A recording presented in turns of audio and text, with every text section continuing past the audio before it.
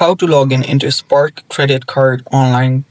Hello guys, this is Atticus and welcome back to another tutorial video.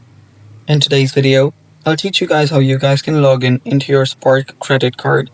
So without any further ado, let's dive right into it. First step, you can simply search for Spark credit card login. Let me just change that.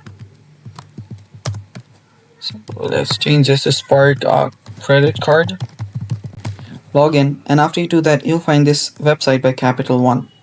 Tap on this, and after you tap on this, you'll be redirected to a login page by Capital One. Now all you have to do is type in your username, whatever your username is, and then finally your password. After you type that password in, tap on remember me to make your login process much easier. Then tap on sign in. If you tap on sign in, you'll get logged in into your account and you're good to go. And that's how easy it is, guys. And thanks for watching. Stay tuned for more upcoming videos, and bye bye. Take care.